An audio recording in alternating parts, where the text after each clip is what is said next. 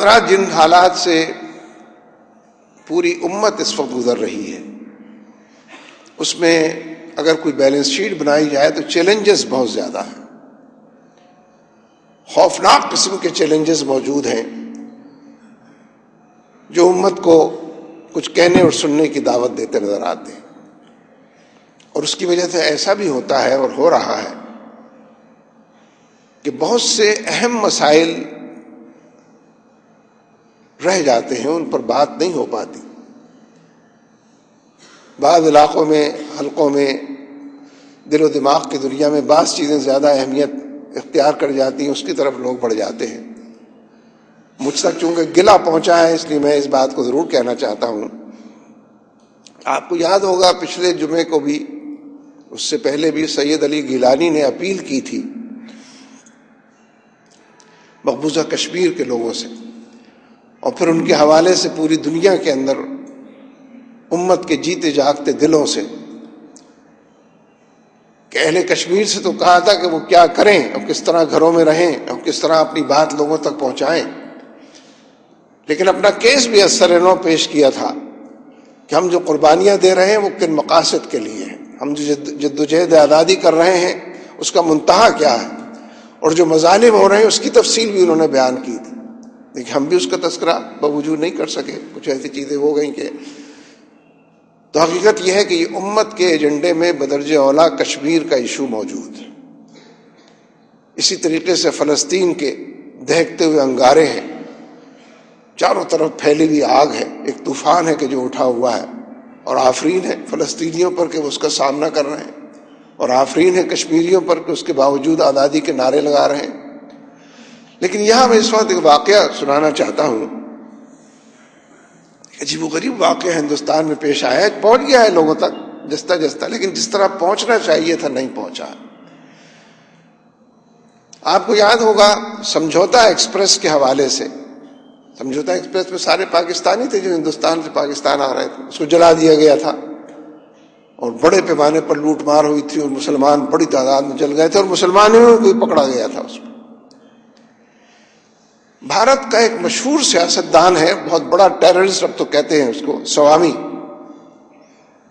اس کے حوالے سے ایک واقعہ پیش آ گیا ہے۔ سمجھوتا ایکسپریس کے حوالے سے بھی جو رپورٹ آئی پاکستان کو نہیں ملی، اور بھارت نے اس سلسلے مسلمانوں کو ہی پکڑا کہ انہوں نے یہ واقعہ کیا۔ اجمیر میں دہشت گردی کے واقعات ہوئے، مکہ مسجد، حیدرآباد، دکن میں دہشت گردی، مسلمان ہی گرفتار ہوئے اس سلسلے۔ سوامی کو بھی ایک خاص موقع پر بوجوہ گرفتار کر کے جیل بھیج دیا گیا۔ وہاں ایک لڑکا مسلمان تھا کلیم کے نام سے، اس کو معلوم تھا کہ سوامی ہے اور کون ہے، سب جانتا تھا وہ۔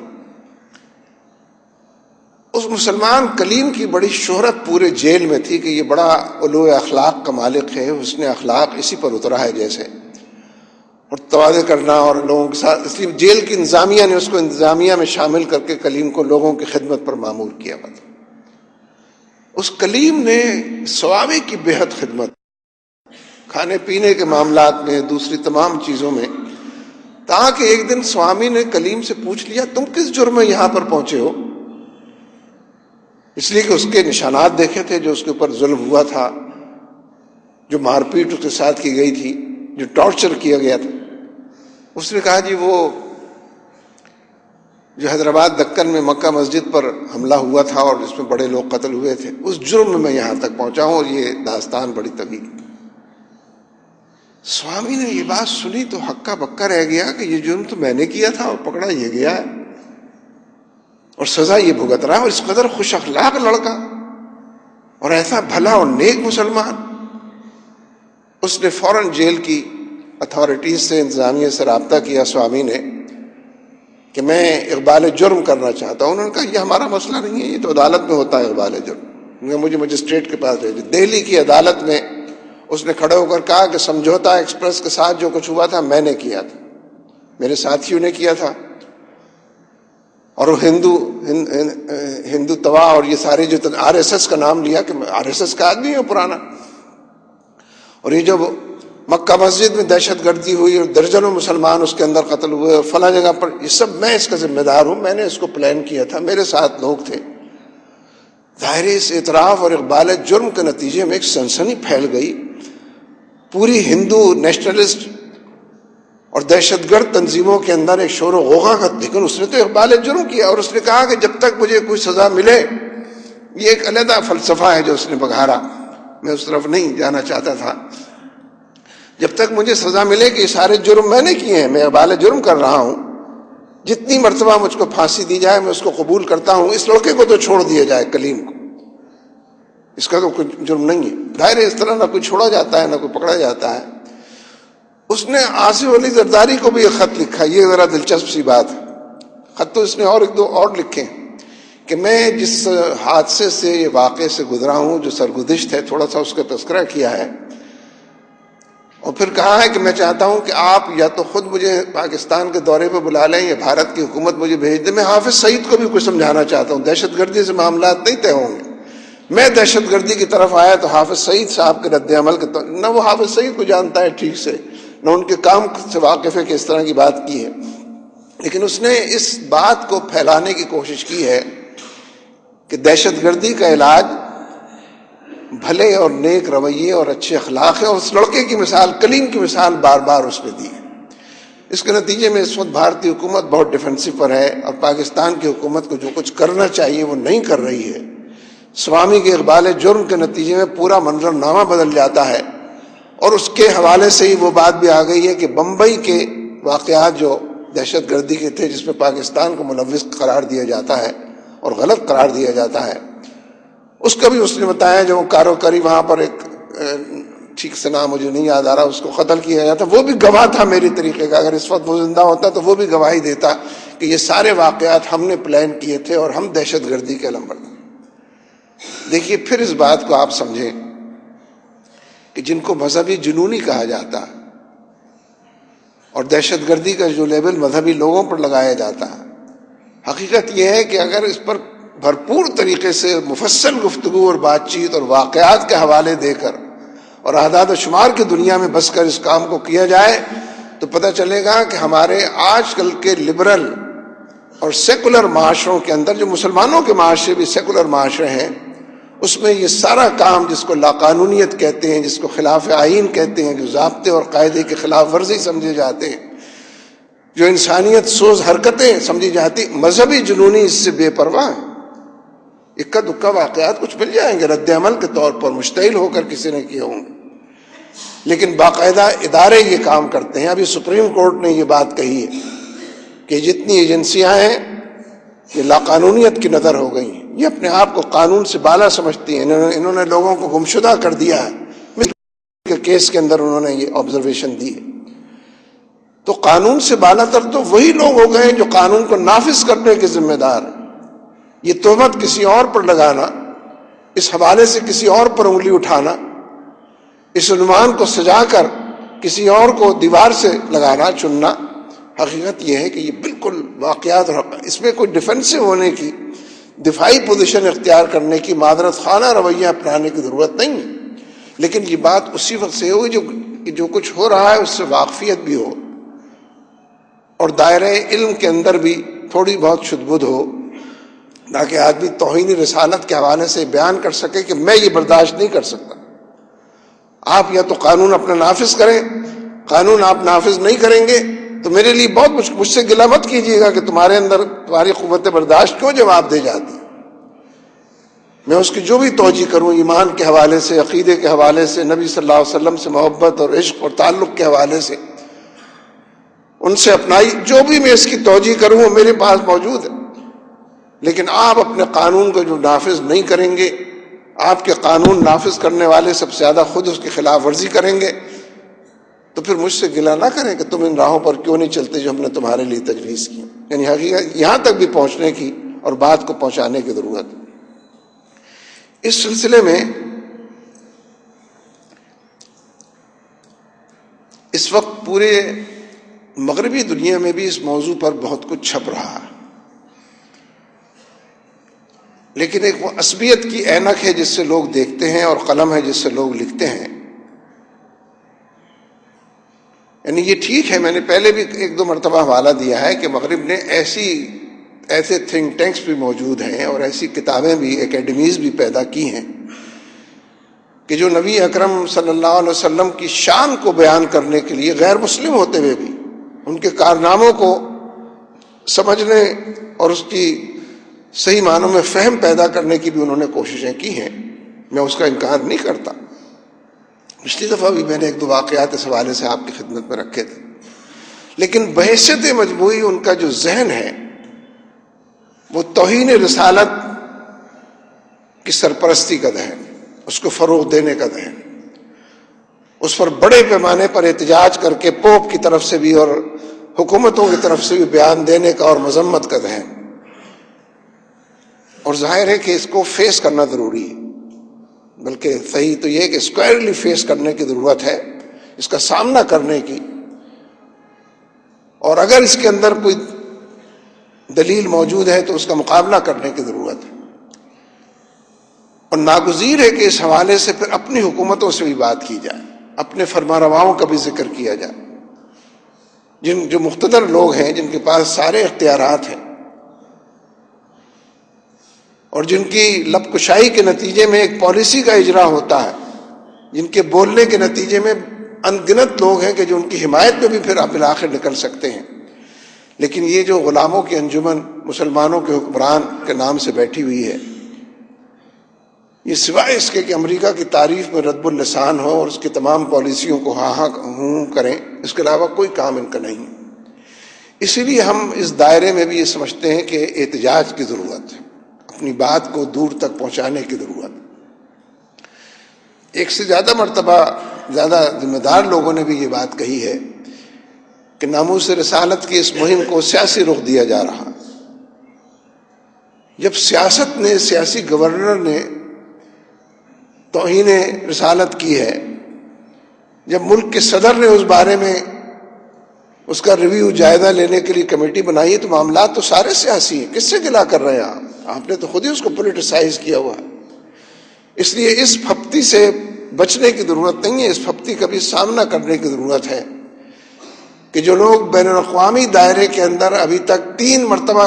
کم سے کم جنہیں احتجاج کر لینا چاہیے تھا اس طرف نہیں بڑھے ہیں،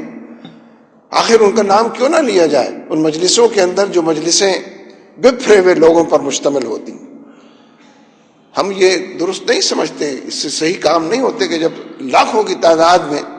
بپھرے ہوئے لوگ سڑکوں کے اوپر آ جائیں اور پورا قبضہ ان کا ہو جائے، پھر انہی کا سکہ رواں ہوتا ہے. لیکن یہ بپھرے ہوئے لوگ اچانک تو نہیں آتے، آنن فانن تو دکھائی نہیں دیتے. برسوں ظلم برداشت کرتے ہیں، 50 سال تک، یعنی تیونس میں 50-55 سال تک حکمرانی تھی جو اب نکالے گئے. اور انہوں نے کیا نہیں کیا، قرآن میں تحریف اور ترمیم اور تبدیلی، اور اسلام کا حوالہ بالکل متروک، اور اسلام کے نام لیواؤں پر جتنے مظالم تیونس کے صدر نے کیے تھے جو فرار ہونے پر مجبور ہوا ہے. لیکن 50 سال تو ظلم کیا ہے. اس لیے جو لوگ اٹھ کھڑے ہوتے ہیں اور بفرے ہوئے سڑکوں کے اوپر نظر آتے ہیں اور کہیں کہیں پھر وہ توڑ پھوڑ کی طرف نکل جاتے ہیں، لاقانونیت کا عنوان بن جاتے ہیں، یہ اچانک تو نہیں ہوتا. اس تک ان کو دھکیلا جاتا ہے، اس طرف ان کو پہنچایا جاتا ہے. اس لیے میں اس بات پر بات کو ختم کرنا چاہتا ہوں کہ یہ جو اس پس منظر میں اور ماحول میں انقلاب کی بات کی جاتی ہے، لوگوں کی طرف سے انقلاب کا لفظ اس طرح استعمال ہو رہا ہے، اس پر نہ جائیے. جن کے خلاف یہ انقلاب آنا ہے وہی انقلاب کی باتیں کرنے لگ گئے، جنہوں نے اچھی اور سچی قدروں کو پامال کیا ہے، جنہوں نے انسانیت کی پچھلے 50-60 سال میں توہین کی ہے، جن لوگوں نے انسانوں کو مجبور محض بنا کر رکھا ہے، روٹی کپڑا مکان کا وعدہ کر کے یہ تمام چیزیں ان سے چھین لی ہیں. یعنی جگہ جگہ پر ملازمین نکالے جا رہے ہیں کہ اس سے نے 4,500 ملازمین کو نکال دیا، اس کا بھی کوئی جسٹیفیکیشن ہوگا وہ دیتے ہیں. لیکن لوگوں کو بے روزگار کر دینا، جبکہ جب روزگار ان کو میسر آتا ہے، برسر روزگار ہوتے ہیں، تب بھی ان کا پورا نہیں پڑتا. جو روزی وہ کماتے ہیں، چادر سر کی طرف لے جائیں پیر کھل جاتے ہیں، پیر کی طرف لے جائیں سر، جو اس کیفیت سے 2-4 ہیں، ان کو نان شبینے کا محتاج کر دینا، ظاہر ہے کہ یہ تمام طور طریقے جو ہیں ان کی نفی میں ہی انقلاب آئے گا اگر انقلاب آئے. اسی لیے ہم جو بات بار بار کہتے ہیں کہ نبی اکرم صلی اللہ علیہ وسلم کے ساتھ حقیقی قلبی تعلق کو اجاگر کیا جائے. آپ انقلابی، آپ سے بہتر تو کوئی انقلابی انسان کا تصور نہیں کیا جا سکتا. پیٹ پہ پتھر باندھ کر آپ انقلاب لے کر آئے ہیں، لوگوں کی گالیاں سن کر اور معاشرے میں اجنبی رہ کر آپ نے اپنے آپ کو اور اپنے رفقا کو ساتھ گزارا ہے. تو انقلاب کی راہیں انہی پگڈنڈیوں سے ہو کر گزرتی ہیں، اور اس میں ایک نقطہ نظر ہوتا ہے، ایک واضح موقف ہوتا ہے، ایک رویہ اور بیان ہوتا ہے، اس میں طور طریقے ہوتے ہیں جس سے انقلاب برپا ہوتا ہے. انقلابی انسان ہی انقلاب لاتے ہیں جو دوسروں کی فکر کر سکتے ہو، دوسروں کے غم میں گھل سکتے ہو، دوسروں کی خیر خواہی کے لیے زندہ رہنا جانتے ہو، جو اپنے اوپر دوسروں کو ترجیح دے سکتے ہو، جو غریب کی غربت پر اور مجبور کی مجبوری پر اور مظلوم کے اوپر ہونے والے ظلم پر دل و دماغ کی دنیا کے اندر ایک کراہت بھی اور اسی کے ساتھ کچھ کرنے اور گزرنے کا رجحان اپنے اندر پاتے ہو. اس لیے ہمارے نزدیک تو انقلاب وہی ہے جو نبی اکرم صلی اللہ علیہ وسلم نے برپا کیا کہ ایک عورت سونا اچھالتی چلی جائے اور درندوں کے علاوہ اور معاشرے کے جانوروں کے علاوہ کوئی خطرہ اور خوف اس کو لاحق نہ ہو. یہ ہے قانون کی فرما روائی، یہ ہے امن عامہ کی صورتحال، یہ ہے جس کو انقلاب کہا جائے. اور ایک کتا بھی اگر بھوکا مر جائے تو خلیفہ کو یہ ڈر ہے کہ مجھ سے اس کا حساب لیا جائے گا کہ یہ کیسے تمہارے دور کے اندر ممکن ہوا. ظاہر ہے کہ اس رویے کو پہنچانے اور پھیلانے کی ضرورت، ان اقدار کو بآواز بلند آہنگی کے ساتھ بیان کرنے کی ضرورت ہے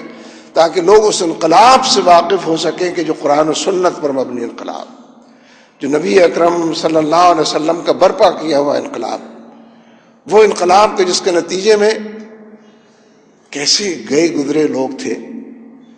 حالانکہ یہ کہتے ہوئے عجیب سا لگتا ہے کہ اس لیے کہ بعد میں ان سے بہتر انسان بھی چشم فلک نے نہیں دیکھے، جو اپنی بچیوں کو پیدا ہوتے ہی زندہ درگور کر رہے. یہ بھی ممکن ہے کہ کوئی باپ اپنی بیٹی کو زندہ دفن کر، ہاں یہی لوگ تھے. کیسے خونخوار لوگ تھے. انقلاب نے ان خونخوار لوگوں کو تہذیب سکھائی، ان گئے گزرے لوگوں کو تمدن سے وابستہ اور آراستہ پیراستہ کیا. اس انقلاب نے لوگوں کو اوروں کے لیے جینے کا ڈھنگ سکھایا. اس لیے یہ وہ اقدار ہیں قرآن و سنت کی کہ جن کو پھیلانا، دور تک پہنچانا، جن کے بارے میں بات زیادہ سے زیادہ کرنا، تاکہ انقلاب کی دھمک کے اندر لوگ یہ محسوس کر سکیں کہ یہ اقدار کا انقلاب ہوگا، یہ رویوں، نقطہ نظر اور زاویہ نگاہ کا انقلاب ہوگا، اور یہ معاشرے کو صحیح قدروں کی طرف لے جانے اور انصاف اور عدل کی میزان نصب کرنے کا انقلاب ہو. بس میرے دوستو، اگر ناموس رسالت کی یہ تحریک اس انقلاب کی طرف بڑھتی ہے تو فبیہا، اس کو خوش آمدید، اس کے لیے پیروں کو غبار آلود کریں گے، اس کے لیے اپنا جو کچھ میسر ہے انشاءاللہ قربان کریں گے. یعنی مصطفی انقلاب کی طرف، نبی اکرم صلی اللہ علیہ وسلم کے انقلاب کی طرف، یہیں سے اگر یہ تحریک آگے کی طرف بڑھتی ہے تو اس کو ویلکم کرنے والی باتیں اور اس کے اندر شریک ہو کر اپنا سب کچھ اس پر نچھاور کرنے کے لیے تیار ہونا، یہ مطلوب ہے، یہ وقت کا تقاضا ہے، یہ حالات کی گراباری کا عنوان ہے، اور ہمارے پاس کوئی اور راستہ باقی نہیں ہے. سب راستوں پر لوگوں نے چل کر دیکھ لیا. ایمان کا راستہ اور عقیدے کا راستہ اور آقا سے محبت کا راستہ، یہی واحد آپشن ہے کہ جو باقی ہے. لہذا ناموس رسالت کی تحریک اگر یہ موڑ مڑتی ہے یا وہ موڑ مڑتی ہے تو ان مقاصد کے لیے کہ جو نبوی مقاصد ہیں اور جو قرآن پاک کے مقاصد ہیں، اللہ تبارک و تعالی ہمارا حامی و ناصر ہو. اقول قولی ھذا استغفر اللہ لی ولکم ولسائر المؤمنین.